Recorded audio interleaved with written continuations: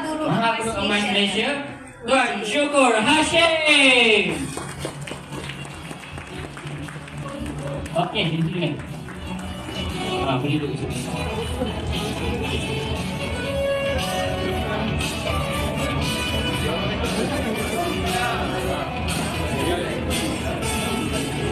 Okey, kita nak jemput Mahaguru Emas Malaysia. Dan semestinya tak lengkap kalau speaker kita ada seorang. Kalau kita dah maklumkan, dekat poster speaker kita ada 2 orang insan yang hebat, guru yang hebat. Okey. Okey, dengan itu kami menjemput Tuan Zulkifli Syafri. Persilakan. Okey.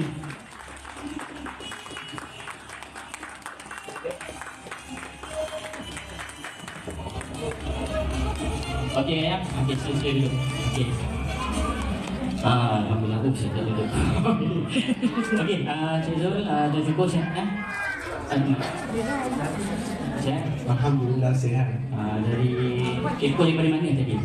Saya daripada negeri Melaka, Bandaraya Bersejarah, negeri berbudaya, jiran Hang Tuah. Sama ada Melaka? Sama ada Melaka. Melaka. Ada orang Melaka? Oh, Cik ada dua orang. Itu agak handphone ni. Okey, Cik Zul daripada mana Cik Zul? Saya dari Saibujaya. Saya punya jauh tu lawan. Saya berjaya jauh tu. Jangan jam kat yang. Betul. Jangan jam. Kan yang baru semalam dari Saibujaya. Oh ya ke? Nasib baik daripada semalam sampai perjalanan. Hari ni kat yang sampai. Punya jauh saya berjaya tuan-puan. Okey Ayam, so maybe kita boleh terus tanya soalan. Okey, baik tuan-puan. Sesi kita ni santai-santai saja. Kita akan tanya soalan kepada kita punya speaker dan nanti kami akan buka Q&A kepada tuan-puan nak bertanya. So tulis dulu soalan tuan-puan. Nanti bila kami buka boleh terus tanya. Okey, Ayam. Okey, macam yang Syukri Amboi kata tadi, prepare soalan tuan-puan. Okey, kita akan bagi peluang pada tuan-puan untuk bertanya. Tetapi sebelum tuan-puan bertanya, bagilah kami bertanya dulu ya. Okey, okey, Cik Syukur. Orang Kedah sekampung dengan Cik Yang. Sekampung juga saya, utara. Nak juga. Okey, Cik Syukur. Soalan pertama. Okey, tak kenal maka tak cinta. Saya baca kat situ kalau jodoh. Okey, kalau kata berkenaan dengan emas, macam mana Cik Syukur boleh jatuh cinta dengan emas dan mengapakah memilih emas partikul? Okey, terima kasih Kak Yang. Assalamualaikum warahmatullahi taala wabarakatuh semua. Waalaikumsalam warahmatullahi. Boleh saya tahu dekat sini siapa dealer PG angkat tangan? Patutlah dewan ini bercahaya. Sampai anda semua bersinar-sinar bukan emas. Baik, terima kasih kerana bertanya soalan itu. Tuan-tuan, saya ada 2 pengalaman jatuh cinta. Yang pertama dengan isteri saya, isteri saya, Cik Jun di universiti. Dan jatuh cinta yang kedua adalah dengan emas. Ketika saya bekerja di Universiti Multimedia. Saya dulu staf MMU, saya berjaya. Kemudian saya pergi ke Melaka. Jadi tuan-tuan, saya dulu kerja makan gaji. Berapa ramai kat sini kerja makan gaji sekarang, tak jangan? Oh, kan tinggi-tinggi nak tengok yang makan gaji. Ramai. Jadi tuan-tuan, sama macam dengan saya. Jadi tahun 2006, tahun 2006, saya kerja dekat Universiti Multimedia sebagai Assistant Manager Student Activity. Kerja saya adalah supervise student event. Student buat event, paperwork dihantar kat saya, bajet diminta dekat saya meluluskan dan saya pergi supervise. Tengok betul tak betul dia buat projek ni. Dan Alhamdulillah di Universiti Multimedia ada seorang lecturer. Nama dia Encik Abdul Hamid, pensyarah Finance and Islamic Banking. Inilah dia tuan-tuan guru emas saya. Sekarang beliau sudah kembali ke rahmatullah, telah meninggal dunia. Tapi inilah guru saya yang saya belajar tahun 2006 ketika ilmu emas tidak ada. Tahun 2006 ilmu emas ni tidak banyak. Kedai emas banyak, ilmu emas susah dapat. So tu yang saya plan.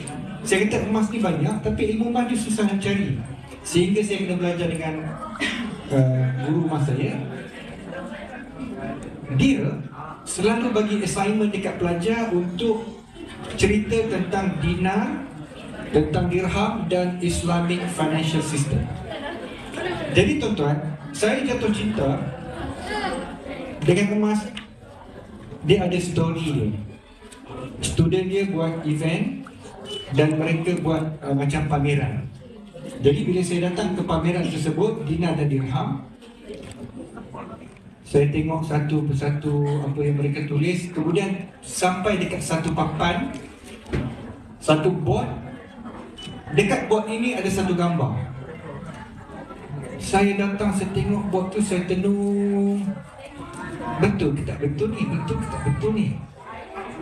Info yang diletakkan di situ. Tuan-tuan dah tahu tak info apa? Mesti tak tahu kan?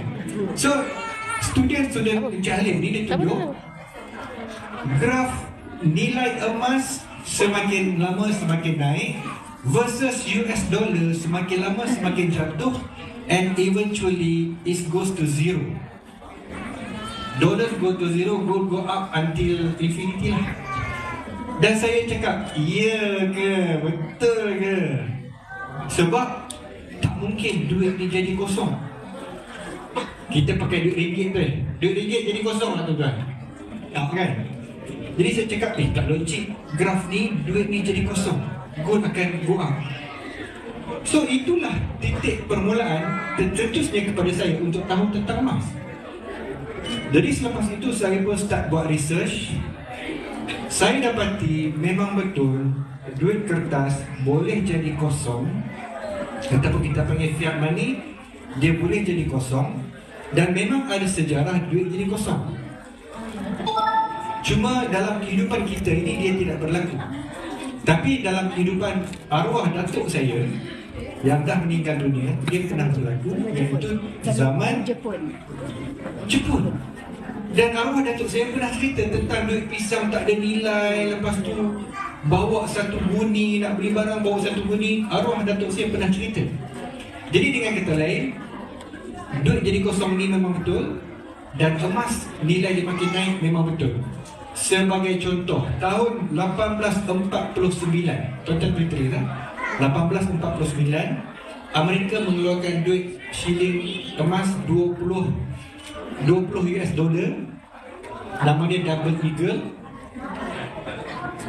Tuan-tuan, 20 US dollar itu sekarang ini berapa nilai dia? Kalau ikut nilai dalam gold, dia berharga 2000 US dollar, harga emas masa, betul? Tuan-tuan, dulu 20 dolar, sekarang 2000 dolar. Maksudnya betul tak nilai emas makin naik? Ya. Walaupun ditulis dekat body duit tu 20 dolar, tapi nilai dia manusia tengok bukan 20 dolar, 2000 dolar kali 100. Tapi duit kertas US dollar 20 dolar dulu, dengan sekarang nilai dia makin lama makin susut.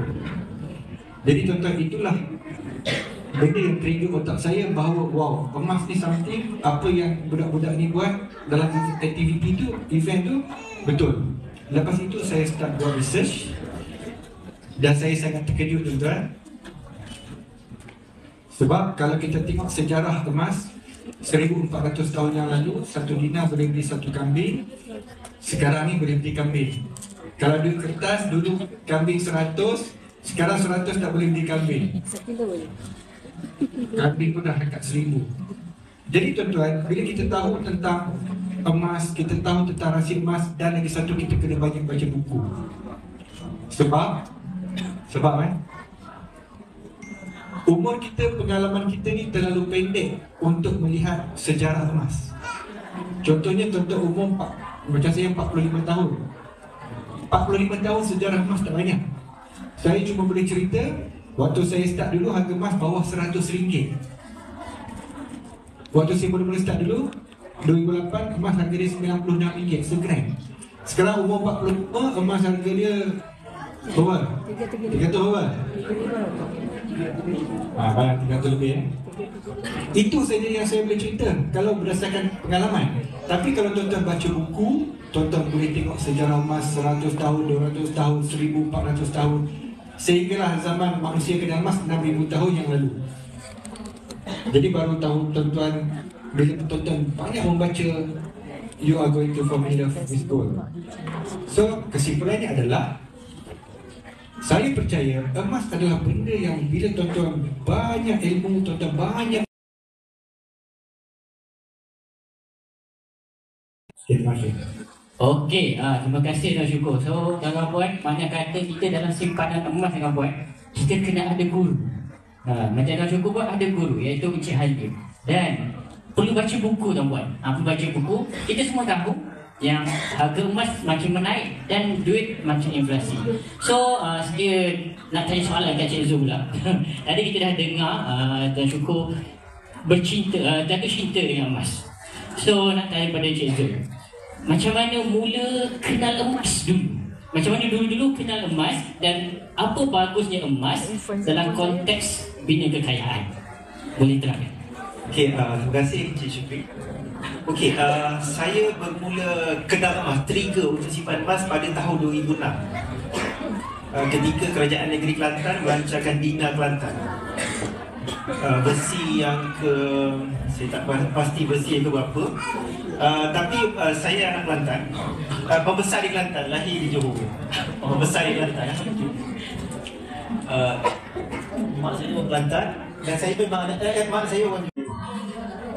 Dia cerita tentang arwah bapa mertua dia yang mana jatuh 2 kali miskin.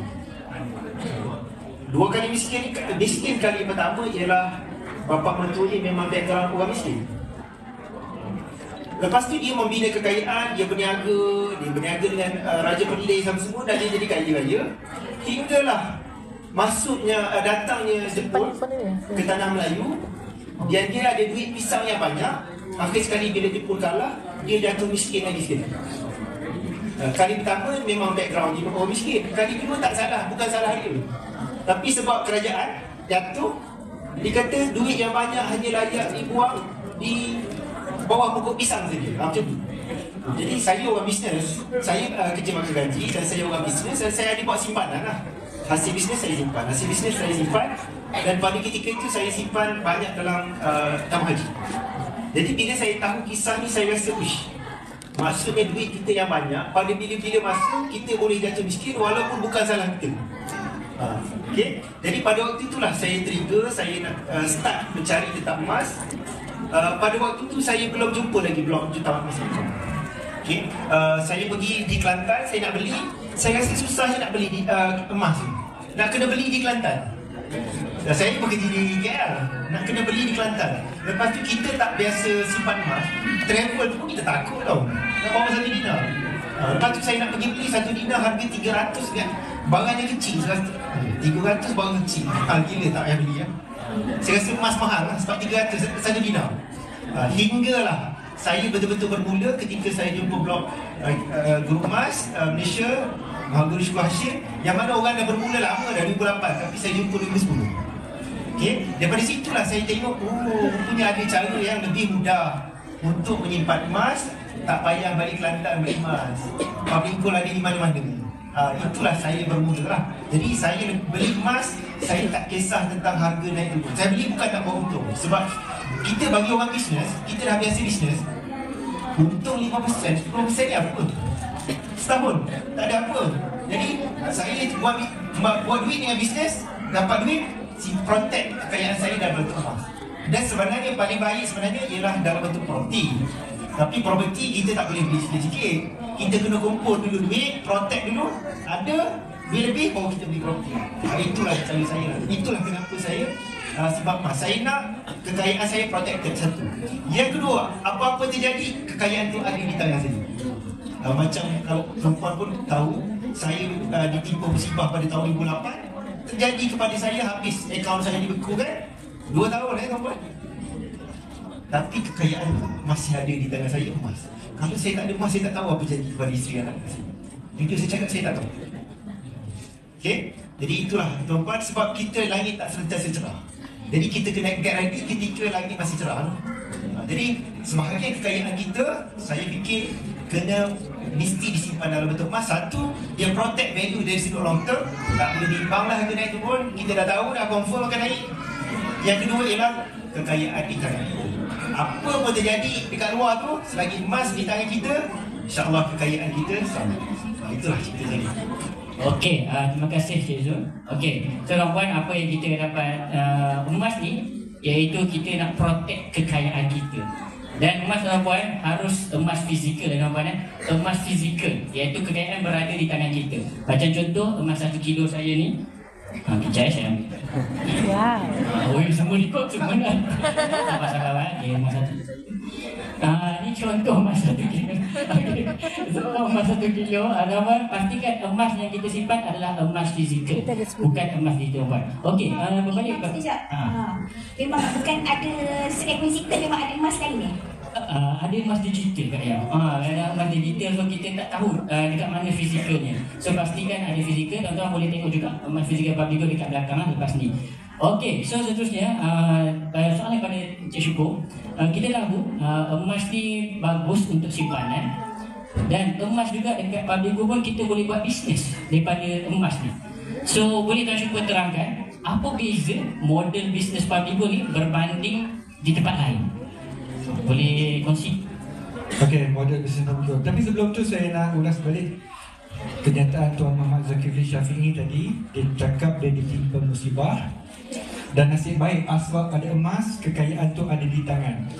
Dia sebut emas itu adalah kekayaan. Even dalam surah Ali Imran ayat 14, Allah SWT sebut dijadikan indah kepada manusia kesukaan kepada benda-benda yang ingin nafsu, itu perempuan-perempuan dan anak pinak harta benda yang banyak berpikul-pikul dari emas dan perak.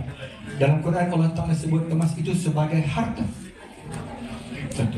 Yang kedua tuan-tuan, bukan setakat Allah Ta'ala sebut emas sebagai harta.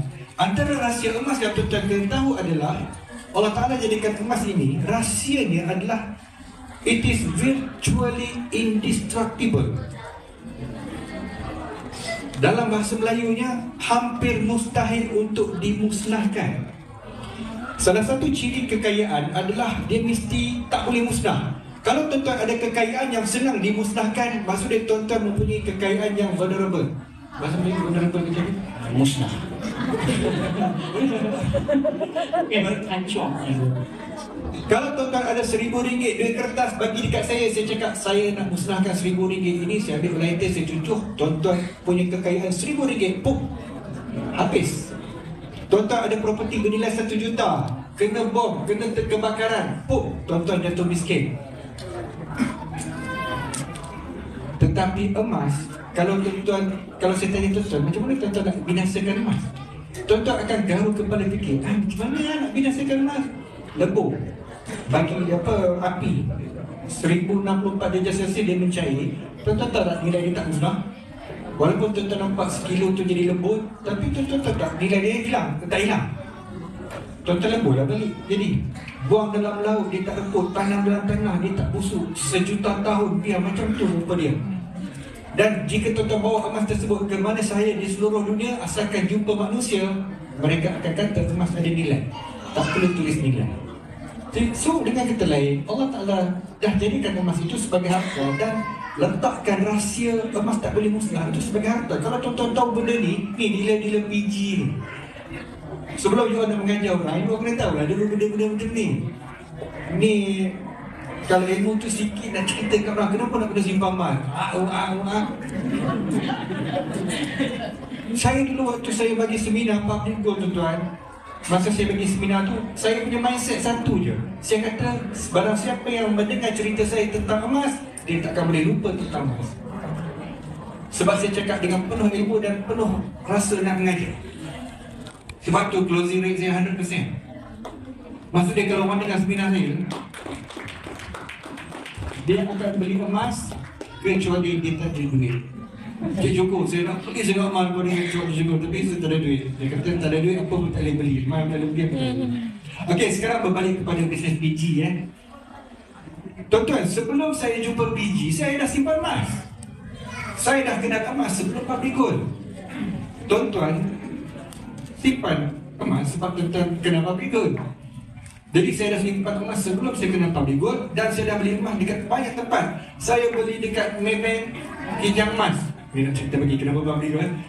Sebelum tu saya beli dekat kedai emas. Kemudian saya pernah beli dekat bank macam UOB. Setiap tempat saya beli ni ada masalah. Contoh, kedai emas, harga dia tuan-tuan ikut suka dia, dia tak pernah ubah. Kadang-kadang 2 minggu, 3 minggu harga emas tu sama je.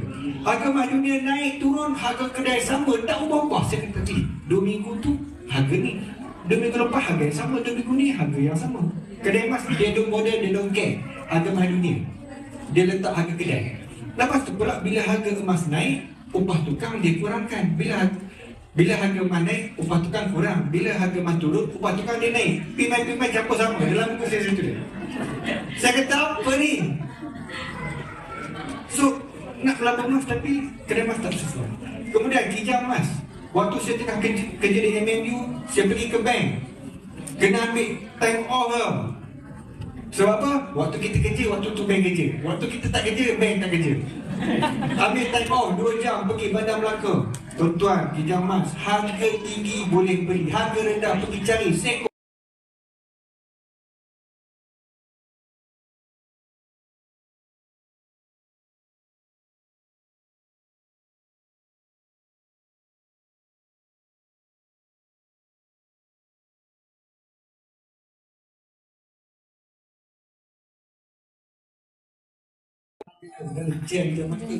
Pagi masuk bank, Handphone saya. saya nak beli gold. Dia tanya, you ada call dulu tak? Saya kata mana? Saya kata mana? Dia call saya tahu in. Oh sebenarnya kita tak ada stok. Dia kena call dulu. Baru saya tahu punya ingatkan harga ada dekat website, boleh pergi walk in ada stok. Tak ada stok. Betul nak cakap nak order, boleh order? Tak boleh. Boleh lock? Tak boleh. Itu pengalaman saya dengan emas tuan. Kenapa public gold? Ni come to public gold. Bila saya kena public gold, dia ada satu keunikan. Yang pertama tuan-tuan, the first company in Malaysia, tahun 2008, harga letak dekat website berubah setiap 20 minit. Harga emas dunia berubah setiap saat. Every second change. Tapi public gold tak ubah setiap saat sebab nanti tuan-tuan takkan beli emas. Tuan-tuan tengok harga tiap saat. Tak boleh. Jadi that's why public gold buat 20 minit harga dia tukar. Kenapa tak 1 jam? Lambat sangat. 20 minit ni ngam-ngam. Daripada dulu sampai sekarang 20 minit. Yang kedua, harga dia murah sebab dia tidak ada overhead. Letak dalam website, compare dengan kedai emas, harga dia sangat murah. Kenapa? Datuk cakap, sebab kita buat dekat kilang, kita hantar direct kepada customer, kita punya overhead tak ada. Kita punya insurans, kita punya security semua tak ada. So perkhidmatan ini dipas kepada pengguna, pembeli. Memang murah, RM18 hingga RM20 sebenarnya murah. Yang ketiga, boleh lock harga. Tak macam bank kan, tak boleh lock. Kita boleh lock dekat website, bayar dulu, nanti kita garanti kita dapat. Public Gold 2008 hingga sekarang, semua yang lock dan bayar penuh, semua 100% dapat. Ada orang menipu? Tak ada. Kemudian Public Gold, the only company waktu tu, sekarang ni pun saya rasa sama, memberikan jaminan membeli balik pada harga yang sama. Walau jalan, gores, bengkok, patah semua, harga dia sama. Sampai ada dealer Public Gold, dia saja nak buat test, beli 100 gram ni. 100 gram, nampak jujur lah saya ingat lagi. Dia siap buat video ke gambar. Dia kata saya beli 100 gram ni saya nak gigit. Dia gigit, dia bagi calang kurba tu 100 gram, dia pergi jual balik kat Public Gold, kurba calang. Public Gold beli balik 100 gram yang calang tu, yang dia gigit tu, dengan harga yang sama. Walaupun 100 gram waktu tu RM16,000 kan. Gigit emas bank. Cuba gigit kijang emas. Cuba gigit emas bank. You all beli kijang emas, cuba gigit pergi jual balik. Dia orang tak nak. Buka sahur pun dia orang reject. Betul. Mungkin kijang tu gigit balik dia. Jadi waktu tu saya rasa ya Allah senangnya dengan Public Gold ni. Kalau Public Gold tak offer dealership pun, saya akan beli emas Public Gold sebab jaminan dia, sebab harga 20 minit. Tuan-tuan, dan kebetulan waktu tu Public Gold tidak ada sistem dealer tuan-tuan. Public Gold dulu dia just retail. Dia kalau cerita ni panjang ni. Kenapa Public Gold buat sistem dealership tuan-tuan? Tuan-tuan tahu cerita dia? Tak tahu? Tak tahu? Okey. Dulu Public Gold dia cuma jual emas, tak ada sistem dealer. Jadi bila dia jumpa blog saya syukurhashim.jutawan.com, dia baca-baca, dia call saya, Syukur, you tulis blog Jutawan Mas? Ya, syukur. Kita kilang emas, boleh tak you tolong tulis pasal kita? Public Gold. Dia suruh saya pergi website. Saya tengok, tak pernah dengar nama. Saya kata, saya tak nak tulis, saya takut you tipu.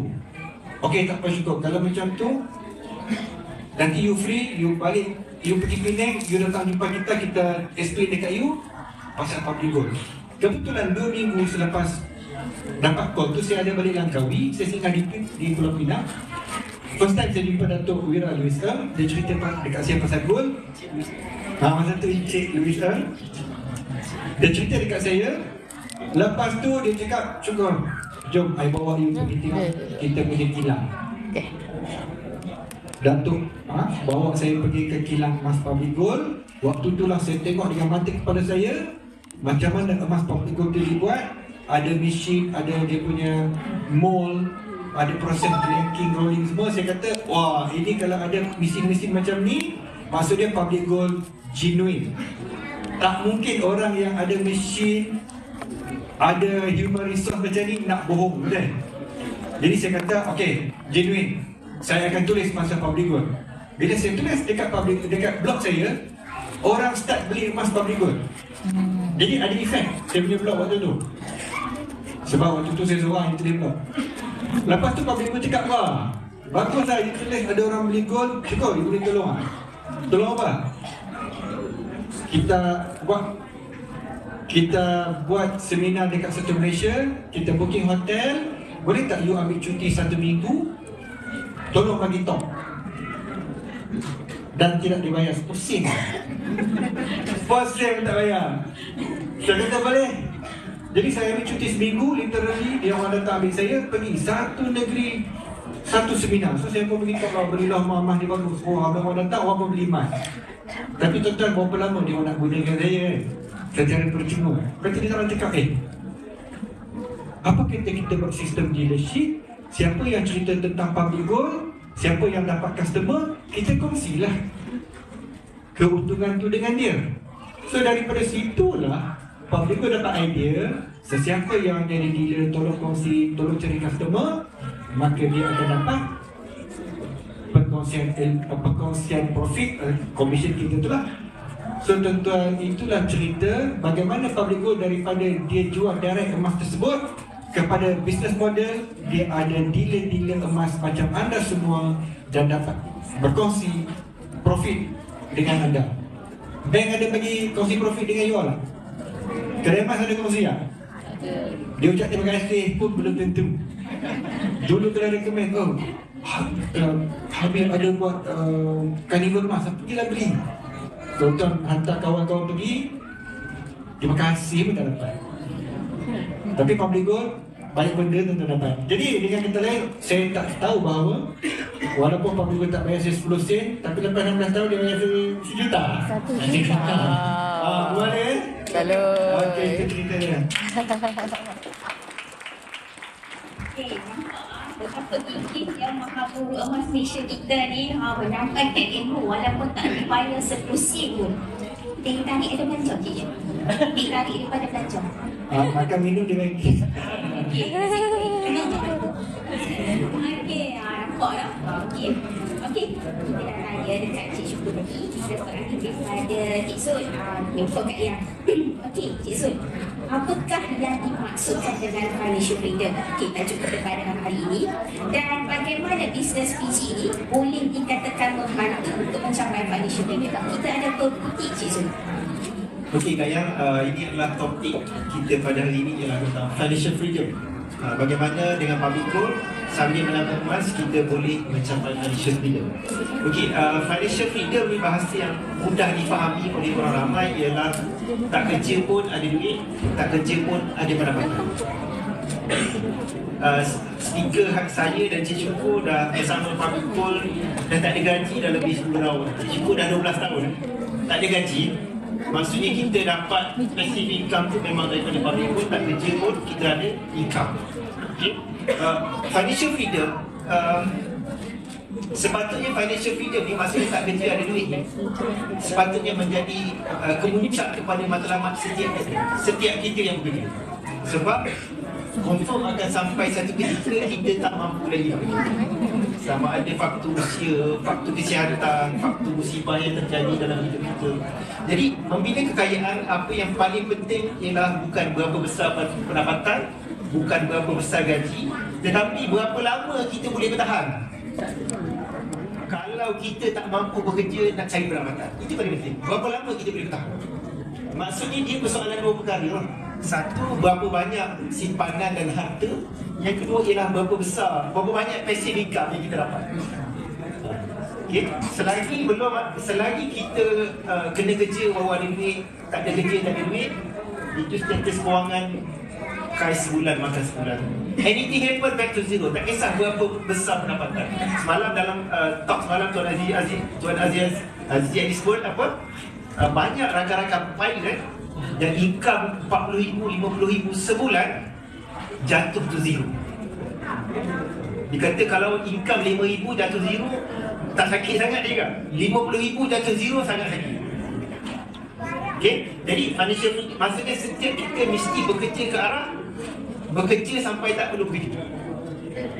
Jadi saya sejak 10 tahun yang lalu, saya syukur dah 12 tahun. Sehingga kan dengan bisnes Public Gold yang kita ada hari ini, founder Public Gold sebut kepada kami berdua, nak miskin pun susah. Nak miskin pun susah lah sebab income kita tu daripada empire business. Okay? Jadi bagaimana nak mencapai financial freedom? Kalau saya bukan dealer Public Gold, saya akan berniaga, saya akan buat bisnes, dapat duit saya akan beli property. Contoh satu property saya sewakan, lepas tolak semua kos bersih dapat 500. Kalau saya ada 10 buah property, saya ada 5,000. Itu kalau saya tak kenal Public Gold lah. Nak dapat passive income maksudnya saya kena ada 12 buah property. Kalau yang tak tahu tentang property, mungkin disimpan dalam SB, tabung haji. Kalau nak 5,000 sebulan, dia kena ada at least 1.2 juta dalam SB atau tabung haji. Tapi orang kaya dia takkan letak lah. Kalau dia ada 1.2 juta, dia takkan letak 1.2 juta tu dalam SB dan tabung haji. Tak. Sebab dia tahu dia punya duit ni. Okay? Jadi itu kalau saya tak kenal Public Gold lah. Tapi saya mencari business model. Sebenarnya kita nak mencapai financial freedom, dengan Public Gold itself kita boleh capai financial freedom. Okay? Jadi pada saya, bila saya kenal Public Gold, apa strategi saya ialah saya build up the business Public Gold. Dapat business Public Gold, kita backup kita punya business dengan property. Sebab tu dalam G100 kita ada program Gold Property Pairing Project. Ini semua untuk dealer-dealer Public Gold yang financially strong, pergi beli property, dapat satu property 1 tahun, beli tu dapat property tu free. Semalam Cik Safi share free, tak payah keluar duit, tak ada komitmen ni, tak payah menguruskan, sebab kita ada program. Okay, jadi itu strategi. Jadi dealer Public Gold untuk capai financial freedom, build up business Public Gold dulu, dapat passive income, kita pergi beli property. Okay, saya ketika saya macam mana saya buat decision nak build up business Public Gold. Okay, sebelum business Public Gold saya dah buat beberapa business lain. Okay, saya dah buat beberapa business lain. Tapi kebanyakan business kita buat dia tak ada ending tau. Anything happen semua back to zero. Anything happen bila kita buat business, kalau apa-apa terjadi pada kita zero. Ada bisnes lain tapi susah nak cari seperti Public Gold. Tapi Public Gold saya lihat pada waktu itu, saya tak tahu belum ada lagi sistem training dealer, tapi saya lihat saya ada customer. Setiap kali customer yang saya bimbing, dia jadi kaya dengan emas, dia menabung emas setiap bulan. Setiap kali dia beli, Public Gold bayar saya insentif, royalty lah. Lebih baik daripada royalty penulis buku. Jadi saya fikir, saya ada customer base yang ramai. Setiap kali dia membeli, saya tak kerja pun, dia pergi beli, saya dapat insentif. Wah, saya rasa ini bisnes yang bagus. Lepas tu, pada tahun 2012, tak silap saya jemput ke FMD Forum di Penang. FMD Forum, tak ada FMD apa? FMD Forum di Penang. Saya tanya founder Public Gold, Datuk Geralisa. Saya kata, Datuk, saya build up business. Saya dah ada bina customer base yang banyak. Anything happen pada saya, apa jadi pada bisnes saya? Datuk cakap, bisnes ni boleh diwarisi.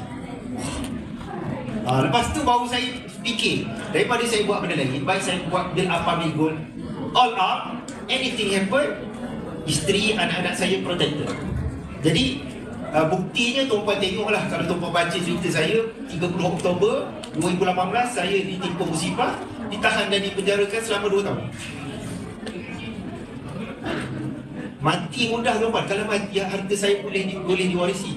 Dipenjarakan ni tak hidup dan tak mati. Hidup tak boleh urus harta. Nak kata mati masih hidup. Jadi sebab tu banyak orang keluar penjara, keluar bankrupt. Tapi business public goal protectors. Jadi selain daripada emas, bisnes saya, customer saya masih terus. Customer saya hari ni ada yang dah 10 tahun masih bersama dia. Okay, jadi setiap kali dia orang buat belian, dia tak ada limit tau. Oh, beli 6 tahun saja, lepas tu habis insentif, tak ada. Selama-lamanya, selagi public goal hidup, selagi customer itu hidup. Jadi saya rasa ini bisnes model yang bagus. Itu pertama. Yang kedua, kita dapat insentif daripada pembelian customer. Yang kedua ialah kita melatih dealer-dealer di bawah kita. Kita dah dapat passive income yang bagus. Lepas tu kita bantu orang lain, tim kita dapat passive income macam kita juga. Orang daripada tak tahu apa bisnes, daripada tak reti nak buat bisnes, kita bantu. Dalam tim saya pun, dealer public goal pun banyak sekarang ni dah sudah rumah, duduk rumah pun dapat passive income 5 ke 10 ribu setiap bulan. Dah banyak. Boleh jadi yang sebelah perempuan tu adalah yang dapat passive income 4 angka 5 angka, boleh jadi sebelah perempuan tu. Sebab tu kalau perempuan datang event macam ni, duduk diam kecuali buat bertanya. Sebab boleh jadi achievers dan orang kaya sebelah perempuan. Okay? Jadi bila saya rasa macam tu, daripada pembelian customer saya dapat, saya melatih dealer, dia dapat passive income. Setiap daripada bisnes dia pun saya dapat royalty. Okay? Jadi sebab tu ketika saya dibebaskan daripada penjara, bisnes saya makin besar. Orang makin, kalau keluar daripada penjara, tak miskin pun dah hebat dah. Saya keluar daripada penjara makin kaya. Makin kaya, alhamdulillah makin kaya. Jadi itu dalam keadaan yang kita tak ada support system training macam ni tau. Dan saya sangat yakin pergi jauh, bisnes kita lagi bagus. Tapi bila saya cakap bisnes ni passive income, setiap yang bernyawa pasti akan mati lah. Kita semua pasti akan mati, dan public goal pun pasti akan mati. Tapi at least kalau kita punya effort boleh bertahan 30 tahun, 50 tahun, dah cukup bagus. Daripada kaya sebulan bekas bulan. Sebab kadang-kadang orang cakap mana ada, memang tidak ada jaminan yang terjamin. Macam pencet kerajaan lah. Sampai setahun, sampai anak macam ni, lepas tu habis. Jadi public goal pun lebih baik daripada pencet kerajaan tau. Lebih baik pencet kerajaan. Dan yang kedua, ni contoh bukti hidup tuan-tuan. Rakan kita Tuan Muda Rahman meninggal bulan lalu. Kakak dia ada hari ni. Bangun-bangun. Cik saya dah bangun-bangun. Kakak dia hari ni meninggal bulan lalu. Terima kasih. Insentif public goal 20 bulan dah masuk dah ke akaun mak. Besar tu, tak sikit Jadi public goal itu maksudnya founder public goal dia bagi jaminan, dia menunaikan janji. Ketika saya keluar penjara tuan-tuan, saya cakap Datuk thank you sebab support saya punya family. Dia kata tak perlu thank you juga. Dia tak bagi extra 10 sen pun kepada isteri dan anak saya. Dia kata apa yang you dapat ni adalah apa yang saya janjikan dulu. 100% dia deliver. Jadi tuan-tuan, kita bersama dengan company yang betul, founder yang betul. Bagi tepukan tuan-tuan kepada founder kita. Dia tak bagi extra, saya tak bagi bantuan extra. Dia kata apa yang saya janji, you punya effort 100% diwarisi kepada isteri. Jadi itulah tuan-tuan, financial freedom dan macam mana business public goal boleh membantu kita. Begitulah business public goal boleh membantu kita mencapai financial freedom dengan lebih cepat. Kalau di luar guru-guru kewangan dia ajar financial freedom ni 10 tahun. Tapi sebenarnya dalam public goal, siapa kerja all out 3 ke 5 tahun saja. Di luar paling cepat 10 tahun. Okay? Tapi dalam public goal, kalau tak ada ilmu, mungkin ambil masih 15 tahun, 30 tahun. Bahkan 30 tahun pun tak dapat financial freedom. Sebab tu dalam public goal kita boleh dapat banyak anak-anak muda yang belum 30-an dah dapat financial freedom. Jadi itulah maksud saya kat yang tentang financial freedom. Okey, terima kasih Cik Zul. So mana kata tuan-puan, kita kerja sampai tak ada kerja pun ada duit. Itulah financial freedom. Siapa sini yang nak sangat financial freedom? Angkat tangan. So dekat public goal ni, kata mentor kita kerja 3 tahun. 3 tahun tapi boleh nikmati dia bertahun-tahun tuan. Okay, so maybe kita boleh buka question pada audience. Ada soalan tuan? Siapa yang ada kasih? Ada soalan boleh tanyakan soalan. Kita buka sekejap soalan. Ada soalan? Kalau soalan sila angkat tangan. So kita akan pass mic lah. Ada soalan tak ada? Ada? Ada soalan? Tak ada soalan? Belum lagi? Okay, okay tak pun. Tak ada? Okay, so simpan soalan tuan-tuan. Okay, ya. Kita teruskan. Okey. Tadi kita dah bertanya kepada Cik Zul. Okey. Kita tanya juga kepada Mahamu kita. Okey. Cik Syukur. Sebagai dealer Publico yang pertama, semua orang tahu kan? Publico yang pertama adalah Cik Syukur. Okey. PG 0004 ke depan Cik Syukur. 12. Oh, okey. 12. Okey. Sudah ada lebih daripada 1 juta penyimpanan emas. 1 juta nampak penyimpan emas dalam empire dan corporation. Kita ada hantarannya lah gaya. Ya. Cuci-cuci. Okey. Okey, apa yang menyebabkan Cik Syukur bertahan sehingga ke hari ini dan apa yang membuatkan Cik Syukur yakin bersama dengan Publico? Okey. Saya nak tengok sekali lagi sebab ada pertambahan audience. Siapa kat sini dealer PG yang katakan? Oh, wow, majority 99.99%. 34 carat. Okey. Untuk dealer-dealer PG, mungkin tuan-tuan boleh ambil pengalaman saya sebagai tuan-tuan punya goal lah, ukuran. Yang pertama sekali, kalau tuan-tuan nak tahu ilmu tuan-tuan ini dah kuat ataupun belum cukup ataupun dah cukup, senang saja. Adakah tuan-tuan confident bila tuan-tuan berkongsi ilmu emas dengan orang, orang dengar tuan-tuan punya ilmu, orang itu akan beli emas? Yes, siap boleh marah orang lagi ya. Tak lapar. Tuan-tuan, sekiranya tuan-tuan rasa ilmu yang tuan-tuan sampaikan orang dengar, orang memang akan beli emas, maksudnya ilmu tuan-tuan tu alhamdulillah dah cukup untuk bermula. Kalau tuan-tuan rasa ilmu aku ni tak cukup ni, aku punya orang tanya tak boleh jawab, maksudnya tuan-tuan masih lagi di peringkat perlu mencari ilmu, membina diri. Okay, so soalan dia tadi, apa membuatkan saya bertahan? Yang pertama, bila saya decide untuk berhenti kerja, tuan-tuan, sebenarnya saya telah melupakan satu dream saya yang sangat besar. Bila saya resign Universiti Multimedia dan buat public goal, iaitu saya nak jadi seorang profesor. Kalau saya tak jumpa public goal ni, tuan-tuan, most likely Prof Syukur Hashim. That is my big dream. Tapi Allah Ta'ala punya jalan kepada saya itu lebih baik. Diberikan saya jumpa guru emas, diberikan saya ilmu untuk menulis, boleh berbicara, boleh bercakap. Rupanya bukan profesor, orang panggil saya Maha Guru Emas. Kalau dekat universiti jumpa mahasiswa, sekarang ni jumpa mahasiswa. Jadi apa yang menyebabkan saya bertahan ialah nombor satu, ilmu emas. Ilmu emas dan emas. Sebab bila saya buat kajian, saya dapati emas adalah benda yang sangat unik. Emas adalah kekayaan. Orang yang tahu ilmu emas, dia tahu ilmu apa? Ilmu kekayaan. Kalau dia tahu berniaga emas, maksudnya dia tahu berniaga kekayaan. Selagi mana manusia wujud, selagi itu bisnes emas akan wujud. Tuan-tuan tak perlu risau, bisnes emas evergreen. Bisnes lain trending. Maksudnya waktu trend dia naik, orang beli. Waktu trend menurun, habis. Contoh, burger bakar. Pernah dengar burger bakar yang besar-besar dulu? Sikit-sikit burger bakar. Burger bakar punya mana? Habis dibakar. Tak ada. Lepas tu ada satu ketika tu trend baju muslim, baju muslimah. Semua nak buat bisnes baju muslim. Sekarang jadi dah habis dah trend tersebut. Sama juga trend dulu nasyid Raihan lah. Zaman saya kat universiti dulu, ingat tak ada satu trend zaman nasyid? Berapa Raihan keluar macam-macam. Sekarang ni ada keluar nasyid tak? Tak ada lah. Orang tak ada dengar. Sebab apa? Trending. Goal. Dulu ada, sekarang ada. 100 tahun, 1000 tahun daripada sekarang, dia tetap ada.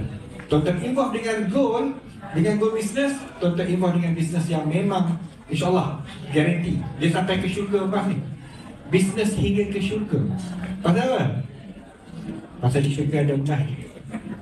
Bahan binaan untuk penghuni syurga adalah emas, sudah. Pinggan mangkuk untuk penghuni syurga adalah emas. Itu hebatnya emas, tuan. Itu kalau tuan-tuan rasa emas, tuan-tuan stick dengan benda ni. Emas adalah benda yang mana tuan-tuan boleh jual. Tuan-tuan untung. Orang jual balik emas dekat tuan-tuan, untung? Untung. Kalau tuan-tuan tak terus jual emas, cakap popek-popek orang tak nak beli emas, tuan-tuan simpan saja emas tuan-tuan, untung tak? Untung. Nak emas ni, bawa ni nak naik banyak. So tuan-tuan, emas adalah boleh berniaga, jual untung. Tak pandai niaga pun boleh untung. Apa bisnes yang sebegini hebat macam ni? Very hard to find. Jadi tuan-tuan sudah berada dalam bisnes yang betul, produk yang betul. Now, apa lagi yang missing link? Your knowledge. Percayalah cakap saya tuan-tuan, sekiranya tuan-tuan dapat ilmu emas yang sangat banyak, bila tuan-tuan cakap dengan orang, tuan-tuan bagi orang faham, mereka mesti simpan emas. Contohnya macam Tuan Muhammad Zulkifli, dia cerita beli emas tak fikir pun nak jual. Itu maksud dia pegang emas hingga ke syurga. Jadi kenapa dengan public gold? Tuan-tuan, saya start dengan public gold ketika public gold tidak ada apa-apa. Tuan-tuan start public gold ketika dah ada menara. Dengan kata lain, saya buta-buta percaya public gold. Saya buta-buta percaya. Saya kata, oh, produk betul, datuk betul. Saya rasa ini memang bisa betul lah. Tutup mata, buat betul-betul. Dan Alhamdulillah, memang terbukti lah. Jadi tuan-tuan, bukti dah besar menara. So tuan-tuan kalau tak buat lagi, tuan-tuan memang rugi tuan-tuan. Rugi banyak. Okey, so itu saja daripada saya.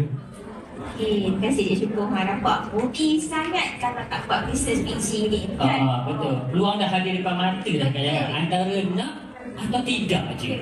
Okey. So tuan-tuan, kalau ada soalan, simpan dulu soalan tuan-tuan. So apa kata Profesor Syukur Syah, Profesor Prof. Tak apa, daripada Prof jadi Maha Guru Emas Malaysia. So pada kenapa Publigo tuan-tuan? Publigo dah sediakan macam-macam pada tuan-tuan. So sebagai dealer, kita kena berkongsi ilmu emas kepada semua dan kepada customer. Waktu ni peluang untuk kita upgrade jadi dealer. So seterusnya, saya nak bertanya kepada Cik Zul lah tentang satu soalan yang sangat menarik. Bagaimana bisnes Publigo ni, dia bukan sahaja mengubah kehidupan kita sekarang, tapi dia boleh mengubah generasi yang akan datang. Boleh berkongsi? Okey, nanti soalan tu. Okey, yang pertama yang saya sebut tadi ialah apa yang effort kita ni ketika kita hidup, dia tak habis macam tu saja. Sebab bisnes Publigo sebenarnya kita membina bisnes ialah kita membina harta. Kalau harta yang boleh diwarisi, kalau kita bekerja makan gaji, habis kita bekerja 30 tahun, semua kita kena serahkan. Kita keluar dengan sehelai sepinggang. Keluar, dia ada checklist pula. Ni dah pulang ke belum, ni dah pulang, keluar sehelai sepinggang. Kita tak ada dapat sebab kita kerja 30 tahun, dapatlah saham daripada company tu berapa persen, tak ada. Jadi kita membina bisnes Publigo ialah kita membina harta, dan harta tu boleh diwarisi. Okay? Kalau kita contoh property bagus, tapi tanyalah orang property, bila dia kalau meninggal dunia, proses nak serahkan property itu pun tak mudah. Bahkan kena ada modal. Kalau Publigo macam Tuan Muda Rahman, dia meninggal bulan lalu, sahabat kita, dia meninggal mak dia, sebab dia tulis waris bisnes dia adalah mak dia 100%. Jadi mak dia tak payah keluarkan 10 sen pun untuk mewarisi apa yang dia pernah usahakan ketika hidup. 10 sen pun tak payah. Public goal just confirm je dengan mak dia, minta nombor account, transfer duit, settle. Yang lain tu birokrasi lain tak apa, boleh settle kemudian, tapi duit jalan dulu. Macam tu sekali public goal nak protect kita. Okay, itu yang pertama lah. Dan impact dari sudut generasi yang akan datang pada saya ialah macam Tuan Aziz Yadi sebut tadi semalam, kita datang sebab duit, tapi kita boleh bertahan dalam public goal. Dia lihat public goal ni dikata sebab people. Di dalam public goal, environment orang yang bagus-bagus, orang yang berkualiti, bukan orang biasa-biasa tu kan. Circle yang positif, dan dia tak nampak culture ni ada dalam bisnes lain yang dia pernah lihat.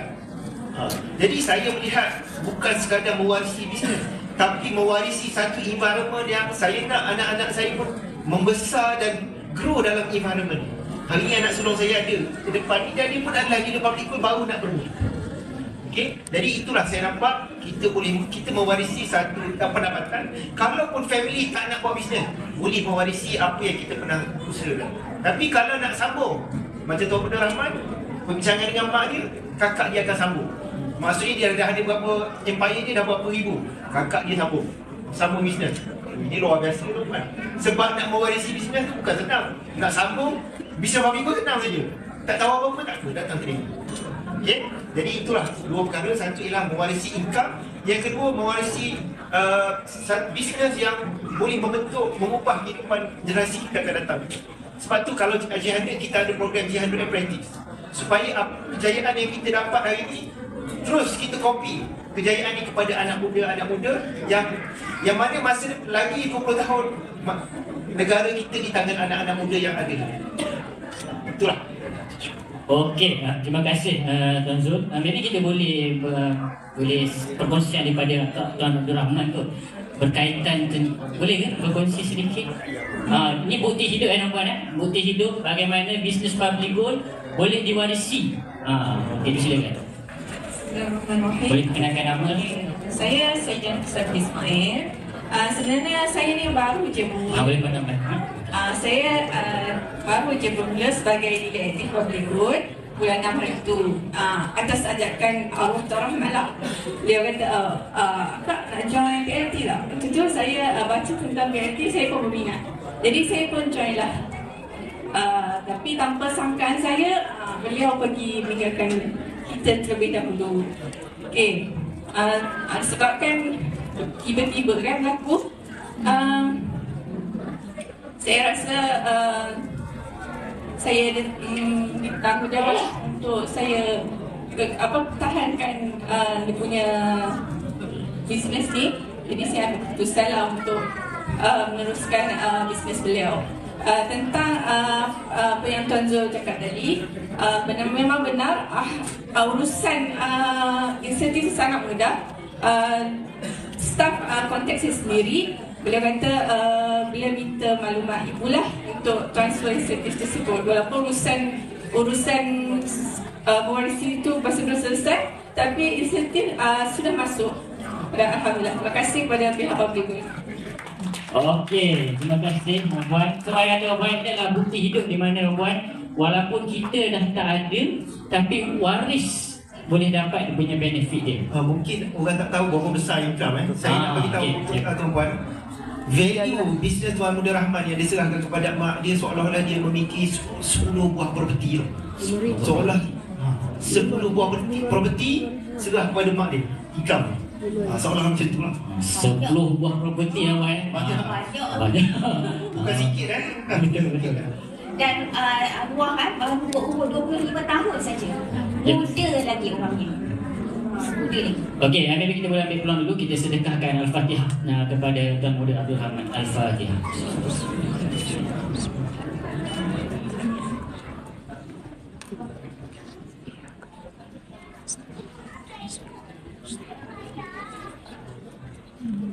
Okey, so terima kasih.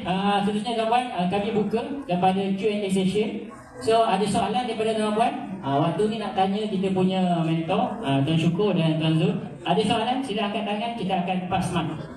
Ada soalan? Soalan? Malu? Jangan malu-malu, jangan segan.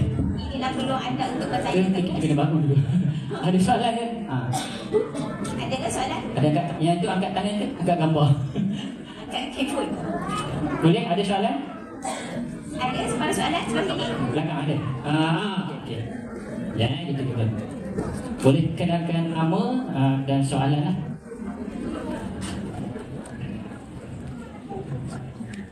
Okay, Bismillahirrahmanirrahim. Assalamualaikum. Nama saya Muhammad Ridwan. Saya pun di Public Go juga. Dan terima kasih untuk Tuan Zul dan Tuan Syukur. Okay, untuk soalan saya ni berkenaan dengan topik hari ni, financial freedom. Apa checklist yang penting untuk dicapai bagi seseorang yang nak bersara awal? Mungkin sebelum usia 30 tahun ke? Itu dia.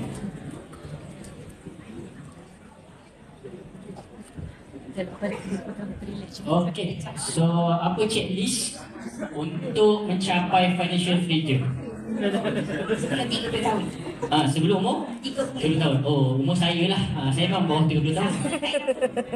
Cikgu Ridwan, first kali untuk financial freedom, nak kaya raya ni tuan-tuan kena berada di jalan yang lurus, jalan yang betul. Sebagai contoh, kalau tuan-tuan memilih untuk kerja makan gaji, tiap-tiap tahun naik 4%, 5% setahun, adakah tuan-tuan boleh retire yang retire rich? Bagi tahu saya. Boleh atau tidak? Tak. Kalau dah tahu tak boleh, kenapa nak kerja makan gaji? Sampai ke sudah. Tuan-tuan, saya ada pengalaman kerja makan gaji selama 9 tahun. Increment saya setahun 4.5%, 5%. Kalau bos saya yang tu lebih 5%, 5.5%. Increment every year. Bonus sebulan gaji, 2 bulan gaji. Nak cuti, minta bos. Kena meeting. Nak cuti. Basically, life kita adalah life bos kita. Kalau bos kita gaji 15,000, tuan-tuan jadi bos, gaji tuan-tuan 15,000. Takkan lebih. Lepas tu bos saya pula dalam MMU tu, jawatan dia tu senior general manager, dia seorang ni. Mana boleh ada 2-3 orang. Jadi kalau kita memilih, kalau saya memilih jalan tersebut, maka saya akan jadi macam bos saya. Jadi saya pilih jalan yang kedua. Jalan yang kedua tuan-tuan adalah berbisnes. 9/10 daripada rezeki dan kekayaan datang daripada bisnes, berniaga. Barang siapa bisnes, maka 9/10 iaitu A grade, dapat A dalam kekayaan, dah betul. Kalau anda memilih untuk kaya dalam makan gaji, 1/10 probability, bisnes 9/10. Jadi pastikan untuk kaya, checklist yang pertama, pilih berbisnes. Itu paling cepat. Pilih bisnes. Yang kedua, pilih bisnes yang betul. Tadi saya dah cerita, kenapa goal bisnes yang betul? Sebab evergreen, dulu kini selamanya, orang selagi ada orang, selagi itu akan ada demand untuk goal. Yang kedua, boleh jual untung, orang jual balik kita untung, orang tak beli pun simpan, kita beli untung. So, dia tak macam bisnes lain. Yang ketiga, of course, ilmu berbisnes. Bisnes yang betul, produk yang betul. You tak ada knowledge, cerita pasal emas. Kalau orang tanya, kenapa aku nak kena beli emas? Tak boleh jawab. Macam mana? Tuan-tuan kena cerita, kenapa nak kena beli emas? Sebab emas ini ada rahsianya. Maka saya suka dengar macam tu. Kenapa kau nak beli emas? Sebab emas ini ada rahsianya. Kalau kau tahu rahsia emas, kau akan beli emas. Itu pre-programming. Tuan-tuan, kalau tuan-tuan dengar saya punya talk, last saya punya talk 2018. Siapa yang di Public Go 2018 sampai sekarang, tuan-tuan, saya rasa tuan-tuan tak pernah dengar saya bagi talk, betul? Tuan-tuan tak boleh imagine suka saya punya talk macam mana. Tapi siapa yang 2018 ke bawah, dia pernah dengar saya punya talk. Tuan-tuan, jika tuan-tuan tahu rahsia emas, tuan-tuan akan beli emas. Sebagai contoh, emas disebut dalam Quran sebagai bla bla bla. Dalam Quran, bukan Syukran cakap, Tuhan yang cakap. Yang kedua, macam mana emas itu magnet kekayaan. Kalau kau pegang emas, kekayaan akan mendekat kepada kau. Kau tak nak kaya pun, kau terpaksa kaya. Bagi demo, terpaksa kaya. Tak boleh bagi demo sekarang ni, nanti habis pukul 12 malam. Jadi tuan-tuan dengar, Kemudian emas mengelakkan kebocoran wang. Tuan-tuan selalu dengar lah. Jadi bila tuan-tuan boleh ada ilmu tentang emas, tuan-tuan boleh bercakap benda yang bila orang dengar, orang kata, aku tak tahu. Sebab tu aku kena tahu. Emas tu kena beli. Saya percaya pilih jalan yang betul, bisnes yang betul, dan buat betul-betul, tuan-tuan akan dapat income yang sangat banyak. Sebagai contoh, ini contoh sebenar, saya tak nak cerita pasal saya. Saya nak cerita pasal Odah. Hai Odah. Semua, everyone say hi to Odah. Hai Odah. Hai Odah. Odah ni kecil molek, kalau tak apa kita tak nampak. Tuan-tuan, Odah, dia adalah graduan, baru grad kan? Belum grad, belum konvo, tapi dah kahwin. Sebelum Odah buat bisnes emas, Odah adalah seorang student yang suka buat bisnes. Dan dia cerita dekat kami, dekat saya, sebelum ni Odah dah buat banyak bisnes. Odah jual prepaid. Sebab Odah rasa jual prepaid ni commission lagi banyak daripada jual public good. Dia jual emas dah. Waktu tu dia tak tahu kelebihan bisnes emas. Tetapi Odah dah berada di dalam jalan yang betul. Dia memilih bisnes. Jadi bila dia tahu ilmu emas, dia tahu potensi bisnes gold, Odah buat betul-betul. Tak grad lagi, tak perlu travel satu Malaysia macam saya, duduk depan TikTok, gelap kiki-kiki. Dan kebetulan Allah Ta'ala bagi dekat dia ni muka yang manis. Jadi muka yang manis ni orang suka. Dan suami dia pun muka manis. Di TikTok juga jumpa di sana. Waktu juga Alvin. Jadi dengan hanya di TikTok, berkarya di TikTok, cuma bezanya dia tak perlu marah orang macam Kak Lopa pula. Kak Lopa kalau cakap orang tanya soalan yang tak apa. Lepas tu kita pasal marah. Marah dengan berpantun lain dulu. Saya kalau marah saya tak boleh pantun. Okay. Jadi tuan-tuan tahu tak berapa income Odah yang belum graduate lagi? Boleh tak? Berapa agak-agak? 5 angka. Macam mana tahu? Dia beritahu kan? 18K, 20K income dia sekarang. Tak grad lagi. Ketika graduan berfikir tentang masalah kerja tak ada, gaji minimum RM1,500, Odah dengan buat bisnes public gold, tahu ada ilmu berkarya di TikTok, 18,000, 20,000. Dan impian Odah sekarang ini dengan PG. Sebulan berapa Odah? Sebulan berapa? Tahu? Tadi yang jawab 20,000 tu jawab ni? 20. Betul juga. Betul. Impian Odah dengan PG sebulan 50K. Tak graduate boleh bermimpi 50K. 50K ni gaji seorang apa? CEO baru boleh 50K. Ini tak grad lagi, tak konvo lagi, dah bermimpi 50K. Asbab apa? Bisnes yang betul, syarikat yang betul. Agak-agak kaya dah tentu dah. Kaya, siapa kami dengan dia untung? Okey. Kahwin dengan dia untung. Suami pun handsome. Okey. Itu dari saya sekian banyak. Cik Zah nak tambah checklist ke apa? Okey, bagi dia dah public goal lah. Kita memilih bisnes. Checklist saya, dia ada banyak checklist. Tapi saya bagi satu. Tak settle satu, jangan bincang. Macam previous. Dia public goal. Setiap kita kena bimbing 1,000 penyimpan emas aktif. Bantu orang pandai dan kaya dengan emas seramai 1,000. Baru kita boleh bincang financial freedom. Kalau tak payah sembang. So sembang yang pertama tu tuan-tuan buat 1,000 active customer. Okay, so berapa ramai? Okay, kita tengok berapa ramai sini yang ada 1,000 active customer. Angkat tangan. Okay, jangan sembang tuan-tuan. Berapa ramai yang nak 1,000 active customer? Angkat tangan. Okay. So kita buka lagi soalan ke apa? Kita ada hadiah untuk yang bertanya. Ada hadiah. Okey, apa hadiah dia? Ya. Ada hadiah dalam Okey. Hadiah tak tadi dia. Cikgu Rizwan, mana dia? Nanti dia kan. Datang. Okey. Okey. Okey, ada soalan? Okey, faham. Ada soalan siapa? Oh, ramai nak angkat tangan nanti ni. Okey. Apa? Okey, dapat. Soalan seterusnya, kita buka soalan seterusnya. Soalan? Angkat tangan. Ada? Ada soalan? Okey. Okey. Boleh bagi tahu nama dan apa soalannya?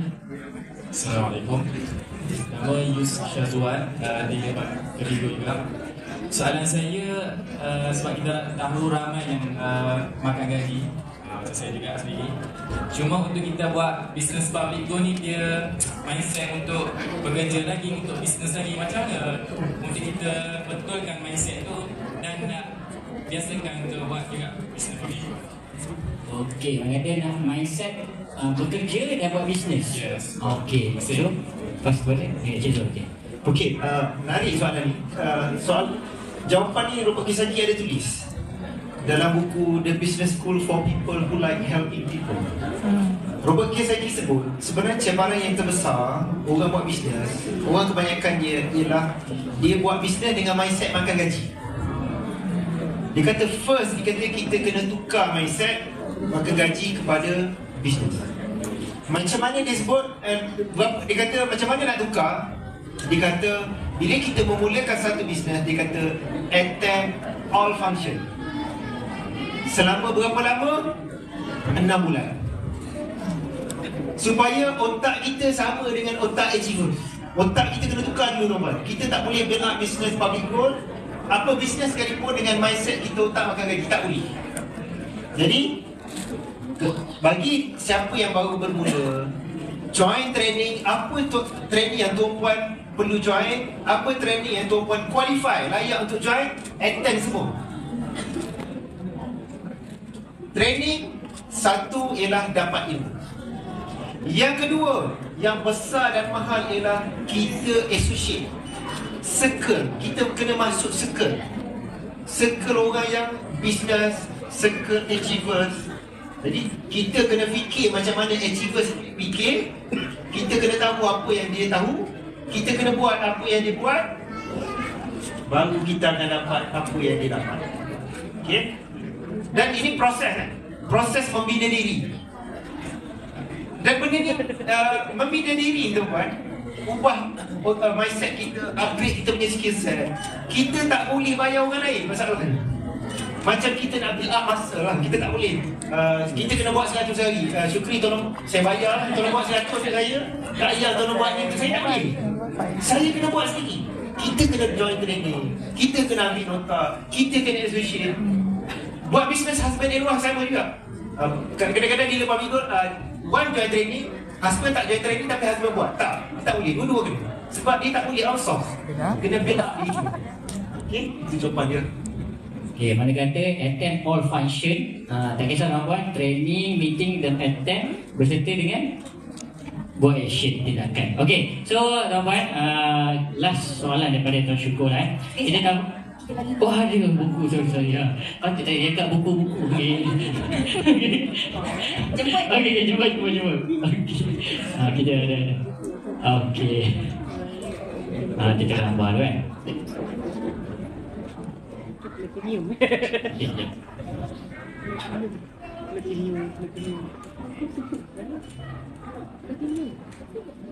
Okey, seterusnya daripada Tuan Syukur, saya nak bertanya lah Tuan Syukur. Tuan Syukur dah 16 tahun tuan-tuan bersama Pak Begul. Mesti ada up and down, down and up, down, last up. Okey, selama 16 tahun tuan-tuan bersama Pak Begul. So kita nak tanyalah, apa satu nasihat yang paling penting pada dealer-dealer Pak Begul atau pada customer semua untuk kita bertahan di Pak Begul berserta dalam simpanan emas. Yelah, kadang-kadang orang ni dia simpan emas sekali je. So satu nasihat untuk kita bertahan dengan Pak Begul dan emas. Baik, terima kasih. Soalan yang menarik tuan-tuan. Saya nak beritahu untuk semua dealer-dealer PG, Perjalanan anda buat bisnes PG ni ibarat sebuah filem Tamil. Anda adalah hero Tamil. Hero Tamil mula-mula dia menang ke? Kalah. Sebelum tu dia bahagia. Kerja makan gaji, pergi kerja makan, pergi kerja, balik kerja dapat gaji, dapat semua. Kemudian dia ada satu dream. Lepas tu dalam dream dia ni agak-agak dia terus berjaya kan dalam filem Tamil. Tak pernah ada filem Tamil tiba-tiba hero terus berjaya. Tak ada. Dia mesti ada cabaran, dugaan, Challenge. jatuh ke tanah, berdarah-darah semua. Sedih, kena tinggal, kena macam-macam lah. Tapi hero Tamil menyerahkanlah. Tak, last kali siapa menang? Dia menang. So tuan-tuan, ingatlah perjalanan hidup tuan-tuan ni macam filem Tamil sebab saya pernah menjadi hero Tamil tersebut. Dah kerja makan gaji, stable income, berhenti buat public goal.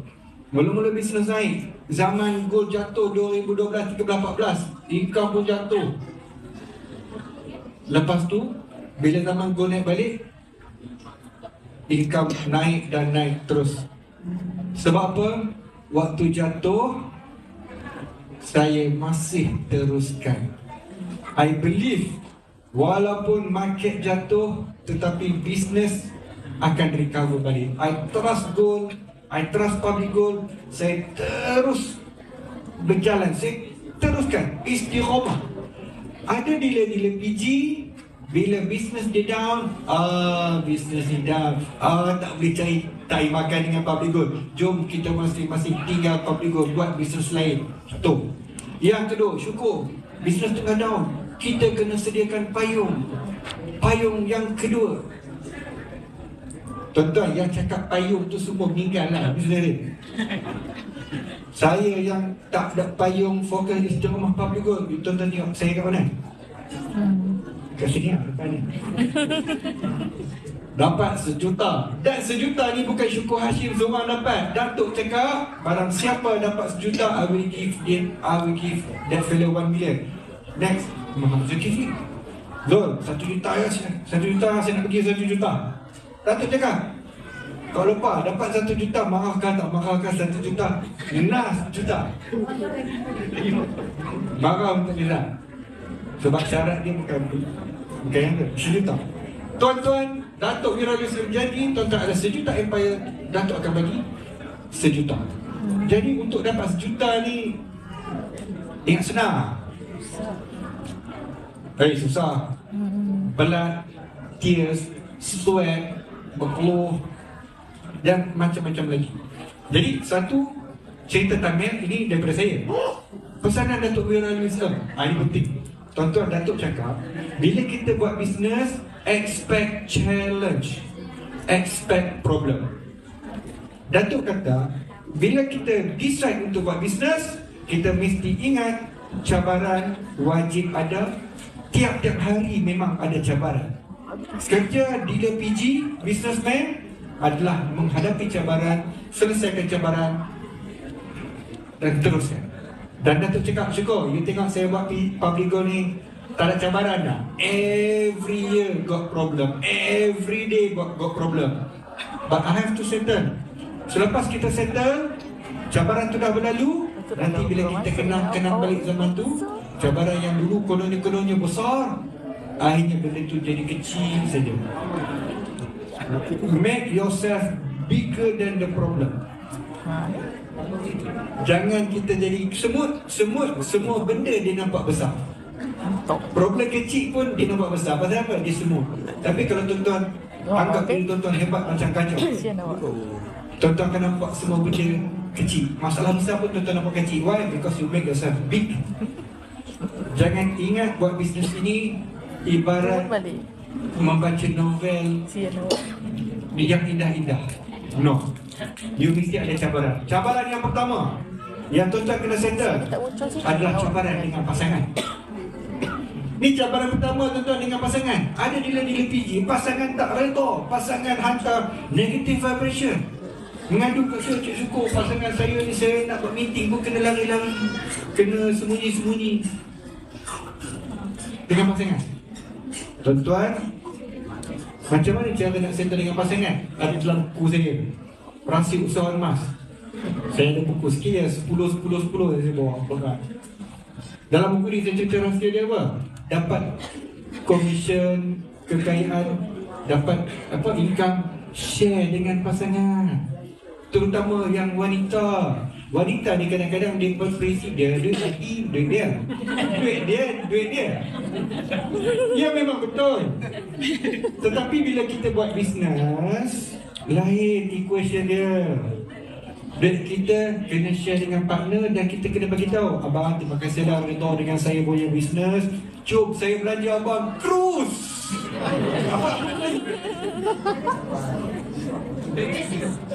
Palace Cruise. Saya dengan isteri pun tak tahu baru kenal Palace Cruise tu apa benda. Belanja husband Velfire, cash. Mau ke lelaki tak sayang, tak redha. Tahu tak siapa? Tahu. Kak Lopa. Tuan-tuan, Kak Lopa dia dapat income yang banyak, dia share dengan suami dia. Tuan-tuan yang income tak banyak lagi ni belanja lah pizza, KFC, belanja bag duit, tie, baju, jersey. Belanja macam-macam tu. Dia beritahu, abang, ini income saya. Abang dengarlah saya bisnes saya dapat banyak, saya akan bagi abang lebih lagi. Isteri saya, tuan-tuan Cik Jun saya bagi dekat dia, wariskan bisnes PT Mall 100% dekat Cik Jun. Okay? Dan setiap bulan saya bagi dia duit. Dan dia ada income public gold. Dan dia adalah wanita yang sangat banyak duit.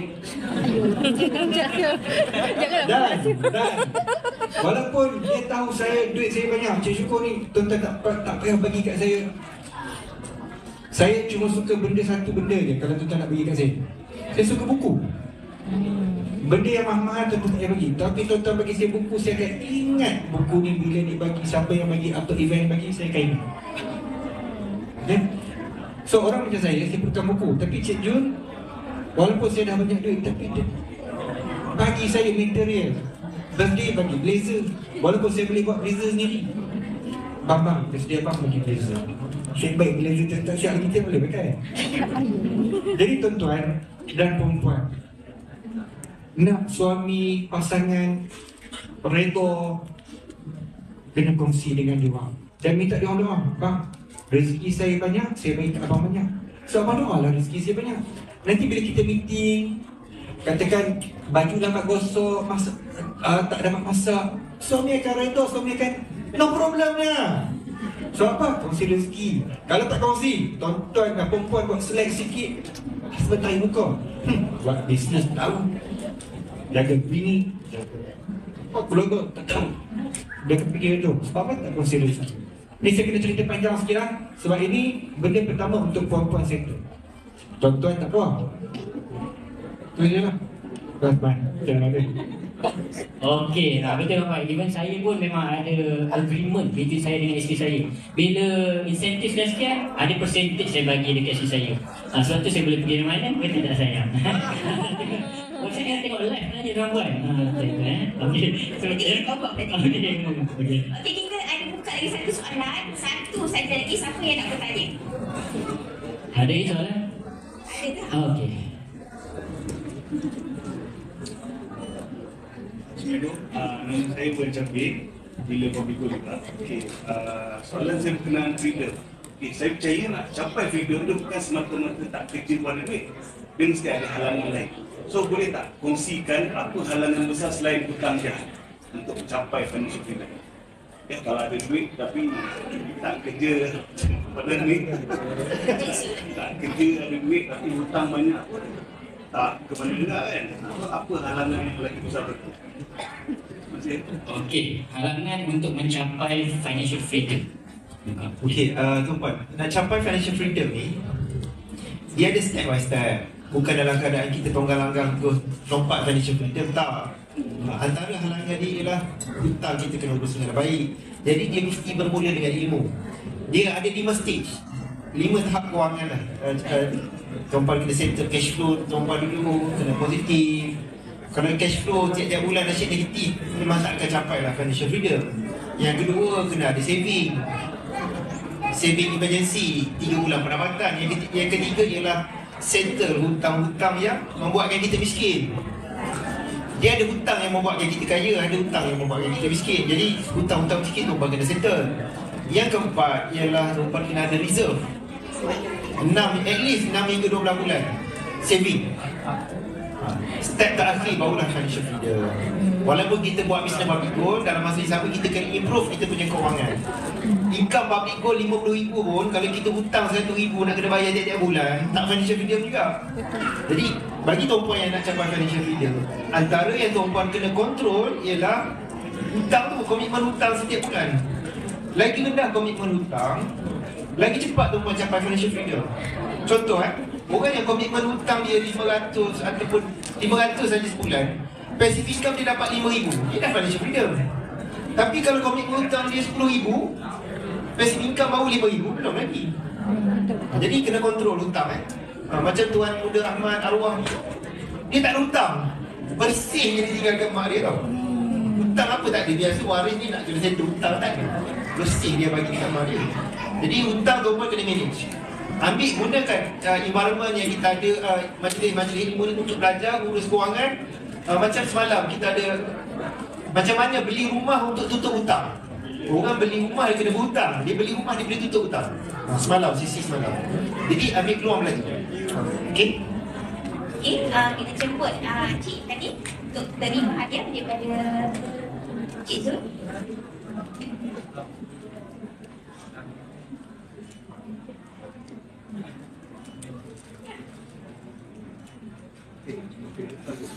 Okay, terima kasih. Nampaknya itu sahaja sesi soal jawab kita yang terbuka untuk audience. Okey, sebelum kita berakhir, saya akan ada satu lagi soalan kepada Cik Zul. Okey, Cik Zul, secara teknikalnya Cik Zul dah ada 30 tak lebih 30 FAA point dalam sistem PG. Mungkin dari yang tahu siapa yang dia. Okey, so ini dah double diamond kalau dalam stage public goal. So maksudnya Cik Zul adalah seorang leaders di dalam public goal yang paling banyak melahirkan dealer yang berjaya. Jadi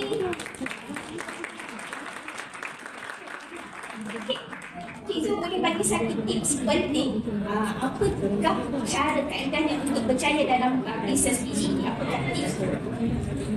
Okey, tuan-puan, dia nak berjaya ni, formula ni saya sentiasa ulang. Kita kena fikir macam mana orang berjaya fikir. Mindset tadi, soalan yang pertama. Kita kena fikir macam mana achievers fikir. Tukar mindset. Kita kena tahu apa yang achievers tahu. Kita kena buat apa yang achievers buat. Sampai jadi habit. Tak payah buat decision, tak payah dipaksa-paksa, tak payah disuruh-suruh. Kita kena buat sama macam achievers. Barulah kita akan dapat apa yang achievers dan orang berjaya dapat. Simple. Jadi macam mana nak bermula tuan untuk proses? Dia adalah proses membina diri. Dia perlukan masa. Okay? Jadi perkara yang paling penting setiap kita kalau nak capai massive success, bukan saya buat ini sikit-sikit, massive success. Tengok pada usia muda, passive income dah bukan RM10,000, average RM20,000, massive success. Kena join training. Kena join training.